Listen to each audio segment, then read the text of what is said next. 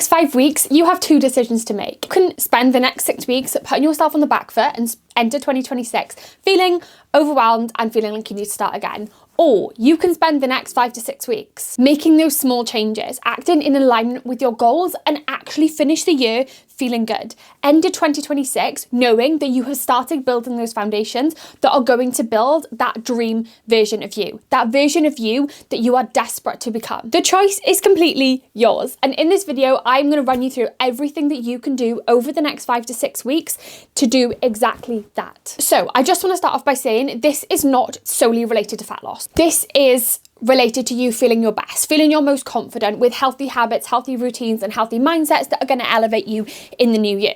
Now, if fat loss is a goal, that is absolutely fine. But what I want you to do, if you do feel like you've been going through the same cycles with fat loss over and over and over, and you're kind of staying stuck in the same place, or you're losing, you're gaining, you're losing, you're gaining, what I want you to do is actually just focus on what I'm saying in this video. Don't focus on how can I make this related to fat loss, but actually just focus on the habits, routines, and mindsets that I'm going to talk about, because those are the things that once you build those foundations, once you then decide to go into a more specific fat loss phase, for example, fat loss is going to become so much easier. So what I mean by that is if you're sat here right now going, right, I need to lose fat, therefore I'm going to eat salads and I'm going to do loads of steps and I'm going to do loads of HIIT and I'm going to do loads of cardio and like all of this stuff, but actually the intention of that is just purely to lose weight, and you're not actually changing your habits, you're not actually changing your routines, you're just doing it for like the next 6 weeks, then you're going to finish that 6 weeks and be like, right, okay, but now what? How do I now maintain this? How do I now, have I even seen any results? Maybe it'll get to 2 weeks in, your Christmas party will come up and then you'll be like, oh my God, I can't do this. So what I want you to just think of when you're watching this video is just a different approach. What we're focusing on is not solely related to a specific goal. The only goal that we're going to talk about is just you feeling your best, feeling your most confident, feeling your most trusting within yourself, and feeling happy within yourself, and building those foundations to that long-term success. Building those foundations so whatever goal you decide that you want to achieve, you can then implement that in a much easier way. You can absolutely go into a fat loss phase now, but I just want you to take all of these things in mind in order to do it in a healthy, sustainable way. And this is also so, if you do decide to go into a fat loss phase in the new year, you are going to have those foundations that are going to make that so much easier. If, let's be honest, if you're going into a fat loss phase, let's say you're currently not really doing a lot, then you decide to go into a calorie deficit and you're like, right, now I need to do steps and I need to do workouts and manage my stress and do my nutrition and do my meal prep and take my supplements and all of these things, that's going to be quite overwhelming. Whereas if you already have started to implement steps, you've already started to implement some structure with your nutrition, you've already started to get more sleep, then obviously when you come into that fat loss phase and you look at those targets, those things are going to be so much easier to implement because you've already started building those baseline foundations. I hope that makes sense. And just another thing to add here as well is if you are already thinking, but I've got this coming up and I've got this and I've got this. Okay, but let me be completely honest with you here. Okay, let's just say you had 3 celebrations every single week for the rest of the year. Okay, we're looking at let's say 15 celebrations. That also means that you have 4 days a week without celebrations. You also have the remaining hours of those days, which realistically are going to be most of those days, without celebration. So there is still so much stuff that you can focus on, and that is what we're going to do today. If you are sat there thinking, but I can't start until January because I've got, let's say, 10 social occasions, I want you to also think, okay, but why am I focusing on the 10 social occasions I've got rather than focusing on all the days that I've got that I could actually start building up those habits? And also as well, see it as an opportunity. This is an opportunity for you to act in alignment with your future goals. This is an opportunity for you to actually learn how to manage your goals and your life for long-term success. Over the next 5 to 6 weeks, I keep saying 5 to 6 weeks because I've started filming this already and I can't bother to go and check, but it's going to be roughly between 5 to 6 weeks till the end of the year. But you have the next 6 weeks to, like I said, focus on what you can't do, focus on all the social occasions you've got, focus on all the foods that you may be eating, or focus on what you can do. Focus on the movement you can get in, the habits you can build, the routines you can build, the foundations you can build, and the mindset changes and shifts you can start to make. I don't care if you've got a Christmas party every single day between now and the end of the year. There are still things that you can do to elevate your habits, your routines, and your mindset. And those are the things that I want you to focus on. All the way through this video, I want you to think habits, routines, mindset. Okay, so the areas that we're going to focus on: water, Water intake. You want to make sure that you're hydrated. You need to be hydrated. Every single part of your body needs hydration. And one of the biggest mistakes that people make is not drinking enough, which then means that they feel hungry, but actually it's just thirst. So that's a really, really important one as well, is we want to make sure that you're hydrated. So you're not mistaking thirst for hunger. So you're not then craving things because your body is dehydrated. So you're not then feeling like a dehydrated little prune because you haven't had enough water. Nutrition, structure, balanced meals. So in 80% plus of your meals, you want to have one protein source that is roughly the size of your palm, one carb source that is roughly the size of your fist, one nutrient source or multiple nutrient sources that are roughly the size of your hand, a big handful of goodness, and then one source of healthy fats that is going to be roughly the size of your thumb. If you can get that in 80% plus of your meals, you are not only going to be fueling your body, you're not only going to have more energy, you're not only going to be giving your body all the goodness that it needs, you're also going to be staying satiated, you're going to be staying nice and full. So even if you do then get the chocolates out at 9 p.m, you're going to be so much more likely to just have 2 or 3 and put the rest away because you're feeling satisfied, you're feeling full. You then have that chocolate, you enjoy the chocolate, you put it away, rather than starving all day, trying to live off coffee, toast, God knows what else, and then get into those chocolates, feeling starving, eating the whole thing, feeling bad, and then telling yourself that you can't do it and that you have no control. So that is the purpose of the nutrition structure. In order to get to that nutrition structure, you can start off wherever you want. Wherever you start is going to be based on where you are at currently. If you currently have no structure, you never plan your meals, you leave it to chance every single day, you just go to the shop, you wander around, you pick anything up and put it in your trolley, that is the first place to start. Let's focus on, okay, what one protein source can I get into each of my meals? Can I start planning my breakfast, or can I start planning my lunch? Can I start planning my dinner? You know, literally start off with, okay, can I plan in one meal a day? Or can I start introducing a protein source into one meal a day? And once you've done that for a couple of weeks, it's going to feel more natural. And then you can go, right, okay, can I introduce 2 protein sources? Let's say you've got that protein source sorted. Okay, can I now start to actually plan my dinner? Or can I start to plan my lunch? Or can I start to plan my breakfast? And then that then can lead to prepping. Or do you know what I mean? Like, you're just giving yourself those foundations then to build on. Third thing, stress management. One of the biggest things, okay? Most people go off track when they get stressed because they're like, oh my God, I'm stressed, feel overwhelmed. And then your body's going to look for evidence that something is true. If you're saying, I am stressed, I cannot do this, your brain is then going, right, let's look for all the evidence that this is true. Let's look for all the times that we haven't done what we said we're going to do. Let's look for all the times that we felt overwhelmed, and you're going to feel worse. What you need to do is work out how you can manage your own stress. And a lot of the time, the stress isn't the issue. It's not the thing that is the issue. It's the way that we respond to it that causes stress. It's the way that we go, oh my God, this is so overwhelming, I'm really stressed, I can't do this, that then makes us feel worse. It's not right. That's what you've got to remember. It's not the actual event, it's the way that you respond to it. And of course, there are going to be events in which they are very stressful and we do freak out. But there are also going to be many, many times in which actually all we need to do is just take a step back, be strategic with it, maybe, you know, speak to someone, or maybe just break a goal or, you know, a task down into smaller tasks to get it done. Sometimes we just not need to procrastinate. Sometimes we need to just get on with it. Like, there are many different things that you can do, but have a look at what stress management works for you. You know, can you, for example, if you feel like you've got no time, if you feel like all you're doing is working, can you, you know, maybe get up 20 minutes earlier and actually have 20 minutes yourself in the morning? Can you maybe set yourself reminders to have breaks during the day? Can you time block your day so you know exactly what you're doing when you're doing it, and you can also schedule in your breaks? Now, this is something I introduced with a lot of my clients, and initially a lot of them were like, oh my God, but I have not got time to give myself half an hour break during the day. But if you are sat there with the intention of working for 8 hours, you're not going to be very productive, because you're going to feel like, right, I've had to move because my camera was overheating, but you're going to lose that concentration. You're going to lose that kind of like productivity, because it's just going to feel endless. Whereas if you can go, I'm going to work for an hour and then I'm going to have a break, you are going to work way more productively in that hour, because you can turn your phone off, you can put it on do not disturb, you can just crack on.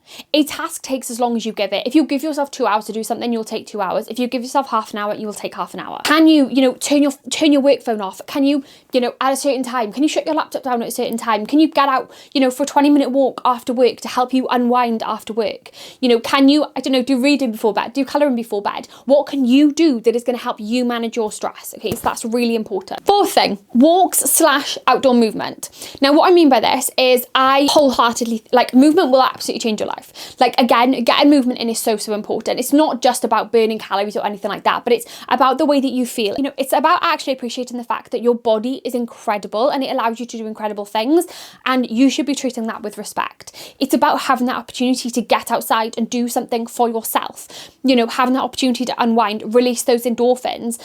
Getting outside is really important because, that's where we're going to get our fresh air. That's what really helps to kind of like decompress, I suppose. Like if you're stuck in the same four walls all day, you're going to feel like shit. If you're not getting any daylight, you're going to feel like shit. If you're not getting any fresh air, you're going to feel like shit. Now, I know it's not always possible to get outdoors, but where possible, if you can get outdoors, amazing. Where not possible, just focus on getting some movement in. Can you go for a 10-minute walk around the block in the morning? Can you, jump on a walking pad for 10 minutes after your breakfast? Can you go for 10 minutes walk after each meal just to aid your digestion and to help the digestive side of things? Which again, 10 minutes doesn't seem like a lot, but if you do that 3 times a day, that's half an hour.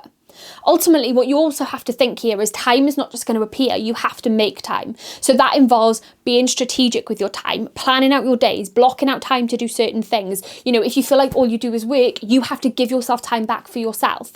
And if you can't physically do any less time in work, that means you have to take account and you have to look at, okay, where can I actually make changes? Can I get up earlier? Can I, just not procrastinate? Can I turn my phone on to do not disturb? Because I guarantee if you look through your phone, your screen time will probably be a lot higher than you think it is. So is that time that you can get back and do something else for yourself? Okay, so 5th is kind of in line with that, and it is movement. If you are someone who, so let's just say, for example, you're not currently doing much movement. You don't currently maybe go to the gym or go to any classes, things like that. What I really, really want you to think of is not necessarily how can I suddenly start doing those things, but how can I start to make space for those things? Can you start off by maybe doing a 10-minute Pilates class at home? Can you, go and experiment with a couple of different classes or a couple of different gym movements or, things like that to find what you enjoy? And I'll be honest, every single person should be doing some form of strength movement. Every single person should be doing some form of weightlifting. Because that is the thing, not only builds muscle, which is for your future self. It's not just for now, it's not just for aesthetics, it is crucial, it's absolutely fundamental for the future version of you. The less muscle mass you have, the more prone to injury you're going to be, the lower your metabolism is going to be, the worse your recovery is going to be, and the harder you are going to find day-to-day things. Not to mention the mobility that your joints will get, not to mention the improvements to bone density, not to mention all the strengthening of your ligaments, your tendons, not to mention the endorphins that you're going to get, not to mention the benefits on your digestion, your metabolism. Every single person should be doing strength training. I honestly don't care if you don't enjoy it. If you don't enjoy it, it is what it is. At the end of the day, if you do, let's just say an hour a week, that is going to have a significant difference compared to if you don't do it. In 30 years' time, do you want to be not able to go and lift something out of your cupboard or not go and lift your shopping off the floor because you haven't put the work in now? Always think, and I did not come up with this analogy, I saw it on Instagram. There's a girl called Emily that I follow. Her account is Emily's World, I think it is, and she basically created this analogy that every time you move, you go to the gym, you eat something nutritious, you're basically putting like a penny into the piggy bank for your future you. So future you is going to have all of these incredible things, and she's going to have all these incredible benefits because you've put the time in now. So just think, even if you don't want to do it now, it is future pacing for that future version of you. You are paying into that piggy bank for that future version of you. So we've got water, nutrition, stress management, outdoor walks steps or movement, indoors if you need to, and we've also then got movement as well. Now, within these areas, what you need to do is look at what you're currently doing. Okay, look at what you're currently doing. Look at when you're setting yourself goals, are you setting your expectations too high? Are you trying to go for massive changes rather than building those small little changes that are actually then gonna, add up to big changes? Because what you also want to think here is big changes, yes, you can do them for 2 to 3 weeks, but then they kind of like fall off and they feel really hard and they're going to knock your confidence. And whereas small changes, they're going to feel a lot more manageable. You can do them most days. You can stay pretty consistent with them. You're then building your confidence and building your trust because you're doing what you say you're going to do. Plus, you are then building a lifestyle that allows you to maintain the results that you get because those things are natural. So they are now going to be naturally part of your routine, which means there's no like on or off track. It's just something that you do which is going to not only get you results, but also maintain results. So what you also want to think about with these things is, okay, so let's just say, for example, right, small changes you're going to make, right? Water, you're going to try and drink another 500 millilitres every single day. Let's just say with your walks, you're going to try and get in 10 minutes a day. Okay, you could literally start off with those 2 things. Even if you do that between now and Christmas, even if you only make those 2 changes, that's going to have an impact, because how much easier then is it going to be to get more movement in or more steps in, or then introduce a gym workout in the new year, because you're already doing some movement, you're already drinking your water, so then you've already got 2 little foundations built. Does that make sense? So always focus on what you can do. And this is also the perfect opportunity to build your confidence and build your trust, but break cycles and mindsets that are also keeping you stuck. If you know that, okay, it's always a thing where I set my goals really big, and then as soon as one thing doesn't go to plan, I throw the towel in. Or as soon as I know that I've got a plan on the weekend that means that I can't be absolutely perfect, I just sabotage the whole day. These are your opportunities to break those mindsets, reframe those mindsets. So when you enter 2026, those things are no longer going to be things that throw you off. So what you have to do for this is act in alignment with that future version of you.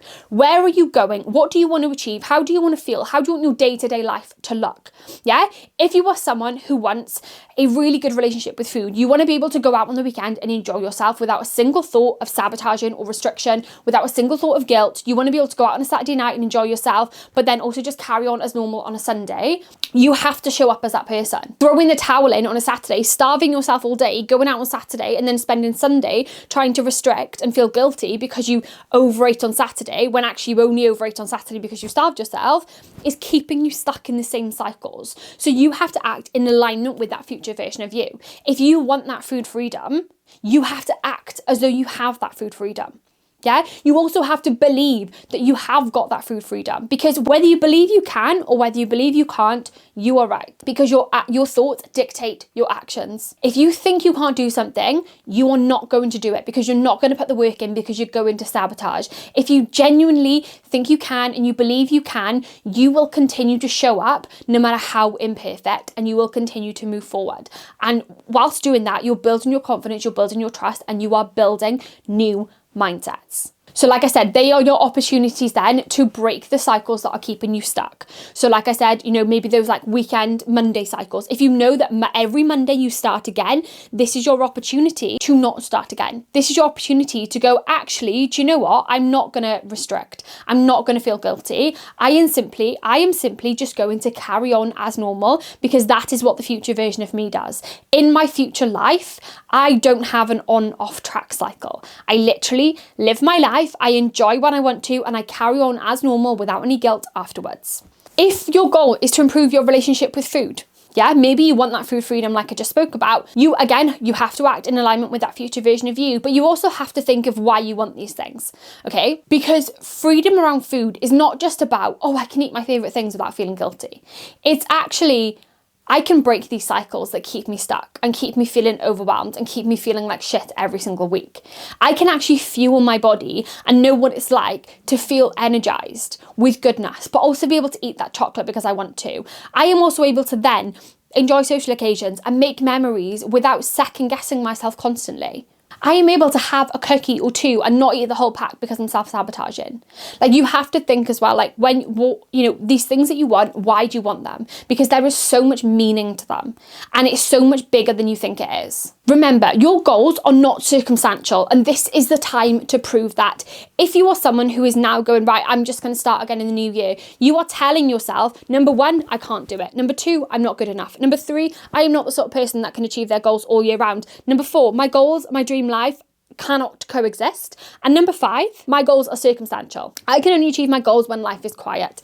And the problem with that is that life is never quiet. Life is never not busy. There is always something that is going to throw you off track if you let it. So you have to learn how to navigate those things and still continue to move forward if you want success long term. Right then, my camera overheated and completely turned off as I was mid-sentence, so I have no idea what I'm saying because I've lost my trail of thought. But your goals are not circumstantial, and you need to start proving that to yourself. You need to stop focusing on the immediate goal, the next 6 weeks, the next 8 weeks, the goals that you can achieve in that time, and you need to start focusing on the life that you want to live, who you want to become, how you want your day-to-days today to days to luck, how you want to feel, how you want to act, how you want to show up, how you want to respond to stress, all of these different things, that is what you need to focus on. And that is the life you need to focus on building. Your goals are not circumstantial. You can achieve your goals and live your best life. And it's about creating a life that allows you to do that. And like I said, we want to build foundations, we want to build on them. So what I mean by that is, like I always say, if you were trying to build a wall, you wouldn't try and throw the whole thing up in one day. Same with your goals. You pick, let's say, 2 topics. Let's say your water and your nutrition. You focus on one change that you can make to each of those. You do those things consistently, not perfectly. If you have a day where you don't do it, that's fine. You just carry on the next day. If you have a day where you don't hit your water, that's fine. You just focus on your nutrition.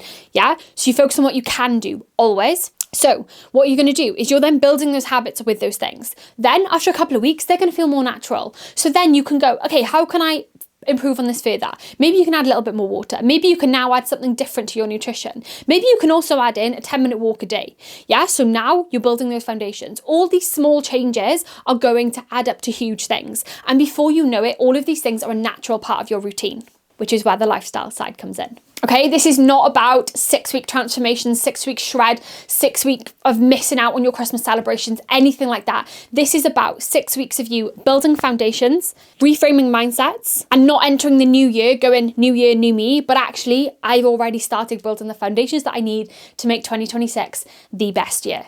I'm going to stop blabbing now because I was trying to keep this short and sweet, but if you have any questions, please let me know and go and smash your goals. And if you do want any more help with leading yourself into that best version of you and making sure that you start to build those foundations and start to become who you want to be, I am hosting a free masterclass on the 3rd of December at 6 p.m. where I'm going to be taking you through exactly how to do that. We are going to be looking at the habits, routines, and mindsets that are keeping you stuck and how to reframe them in a way that works for you and your goals, how to implement those changes in a way that works for you and your goals so that you can enter 2026 knowing it's the year you become the best version of yourself. If you want any more info about that or you want the sign up link, just comment masterclass in the comments or head over to my Instagram and comment on the post there or DM me and I'll send you the sign up link. But thank you so much for watching. I hope you're doing fabulously and I shall see you in the next video.